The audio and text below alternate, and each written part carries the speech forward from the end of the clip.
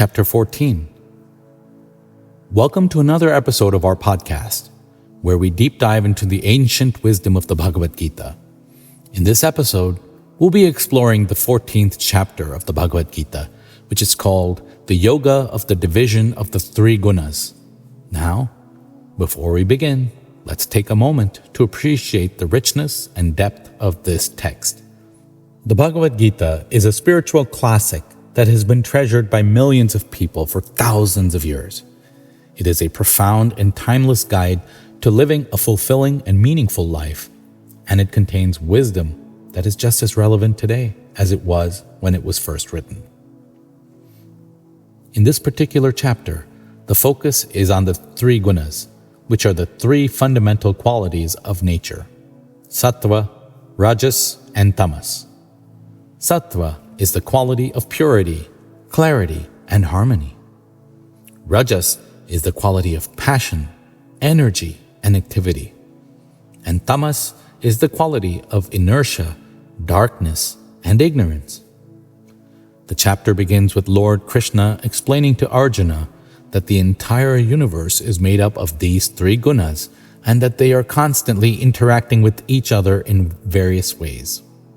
He goes on to explain that the gunas affect every aspect of our lives, from our thoughts and emotions to our actions and behaviors. Lord Krishna then goes on to describe the characteristics of each guna in details. He explains that sattva is the highest of the three gunas and that it leads to wisdom, knowledge, and understanding. He also explains that rajas is the middle guna and that it leads to activity, passion, and the desire for success. Finally, he explains that tamas is the lowest of the three gunas and that it leads to ignorance, delusion, and laziness. Lord Krishna then goes on to explain how these three gunas affect us in our daily lives. He explains that when we are dominated by sattva, we experience happiness, peace, and contentment. When we are dominated by rajas, we experience attachment, desire, and frustration. And when we are dominated by tamas, we experience laziness, confusion, and delusion. But Lord Krishna also explains that these three gunas are not fixed and that we have the power to change our dominant guna through our actions and behaviors. He explains that by practicing self-discipline, detachment, and devotion, we can cultivate sattva and rise above the influence of the other two gunas. He also explains that the ultimate goal of spiritual practice is to transcend all three gunas and achieve a state of pure consciousness. This state, known as the samadhi, is the highest state of consciousness, and it is characterized by peace, bliss, and oneness with the universe. Now I know that this may all sound a bit abstract and esoteric, but the beauty of the Bhagavad Gita is that it provides practical guidance for how to apply these teachings in our daily lives. Lord Krishna emphasizes the importance of living a life of service, detachment, and devotion, and he provides many practical techniques for how to do this. For example, he encourages us to practice meditation to cultivate a spirit of detachment from the fruits of our actions, and to offer our actions and our lives to a higher power. He also emphasizes the importance of living a life of integrity and ethical behavior, and he provides guidance for how to do this in a practical way. Ultimately, the message of this chapter is that we have the power to shape our own lives through our thoughts, actions, and behaviors. By understanding the three gunas and their influence on our lives, we can make conscious choices about how we want to live, and we can work towards cultivating sattva, the highest guna, and transcend the limitations of the other two gunas. This requires a dedicated spiritual practice, but the rewards are immense. Living a life of sattva leads to inner peace, clarity, and a deep sense of purpose. It allows us to connect with our true nature and experience the oneness of all things. It also leads to greater compassion and understanding towards others, as we recognize that they too are influenced by the gunas and are on their own journey towards enlightenment. But this journey is not easy, and Lord Krishna acknowledges this. He reminds Arjuna that the path of spiritual practice is full of challenges and obstacles, and that it requires great determination, discipline, and faith. He encourages Arjuna to persevere in his practice even when things get difficult, and to trust in the guidance of his inner self. This is a message that is just as relevant today as it was thousands of years ago. In our modern world, we are constantly bombarded by distractions, temptations, and stresses that can put us away from our spiritual path. It can be easy to get caught up in the demands of daily life and lose sight of our true purpose. But the teachings of the Bhagavad Gita offer us a roadmap for how to navigate these challenges and stay true to our spiritual path. By understanding the three gunas and their influence on our lives, we can make conscious choices about how we want to live and work towards cultivating sattva. We can practice meditation to quiet our minds and connect with our inner selves. We can cultivate detachment from the fruits of our action and offer our lives to a higher power. And we can live a life of integrity and ethical behavior. And when we stumble or fall off our path, as we inevitably will, we can trust in the guidance of our inner selves and the wisdom of the Bhagavad Gita to help us find our way back. So, my friends, I encourage you to take some time to reflect on the teachings of this chapter and how they apply to your own life. Consider the ways in which the gunas are influencing your thoughts, emotions, and actions, and think about how you can work towards cultivating sattva. Remember, the journey towards enlightenment is a lifelong process.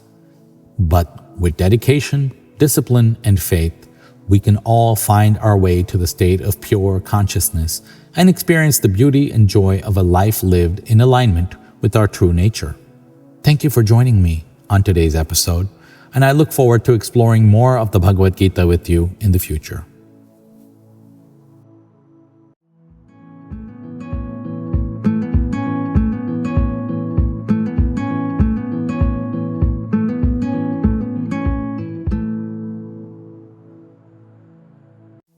Chapter 15. Welcome to another episode of this podcast where we explore the timeless teachings of ancient texts in a modern context. Today, we're diving into Chapter 15 of the Bhagavad Gita, one of the most profound and inspiring spiritual texts of all times. As you may know, the Bhagavad Gita is a dialogue between Lord Krishna and his friend and disciple Arjuna on the battlefield of Kurukshetra. It is a conversation about life, death, duty, and the ultimate goal of human existence.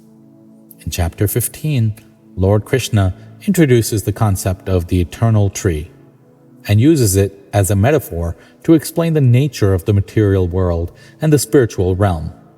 He describes the tree's roots as the supreme being, the trunk as the universal form of the Lord, and the branches are the various living entities.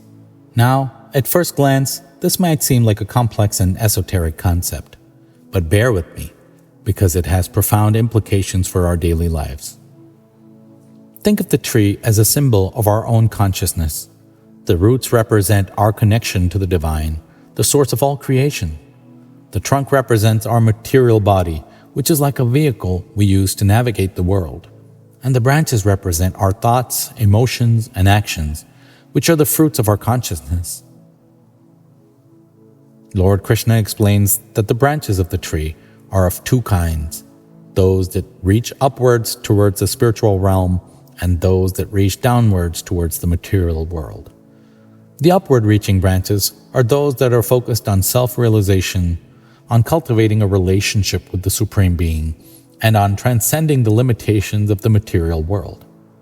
The downward-reaching branches, on the other hand, are those that are focused on material enjoyment, on fulfilling our desires, and on seeking pleasure and comfort in the external world. Now, here is the key point. Lord Krishna urges us to cultivate the upward-reaching branches, to focus on our spiritual growth and development, and to make that our primary goal in life. He reminds us that the material world is full of distractions and illusions, and that it's easy to get lost in its endless cycle of pleasure and pain. But by focusing on the spiritual, by cultivating our connection to the divine, we can rise above those distractions and achieve true happiness and fulfillment. So how do we do that? Lord Krishna gives us a few pointers. He encourages us to be detached from the fruits of our actions, to focus on the action itself rather than the outcome. He reminds us that everything in the material world is temporary and impermanent, and that true happiness can only be found in the external realm of the divine. He also encourages us to practice self-discipline to control our senses and our mind, and to cultivate a sense of detachment from the external world. He reminds us that we are not the body, that we are eternal spiritual beings, and that our true nature is blissful and peaceful. Now I know this might sound like a lot to take in, but trust me, it's worth it.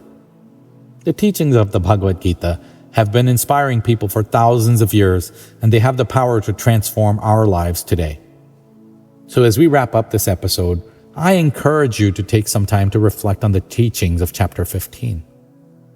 Think about your own consciousness as a tree, with upward-reaching branches that lead to a spiritual growth, and downward-reaching branches that lead to material distractions. And ask yourselves, which branches are you cultivating in your own life? Are you focused on the spiritual, or are you getting lost in the material world? How can you cultivate a deeper connection to the divine in your own life? These are big questions, but they're worth exploring. And remember, the teachings of the Bhagavad Gita are not meant to be theoretical or abstract. They are meant to be lived. So as you reflect on these teachings, think about how you can apply them in your daily life.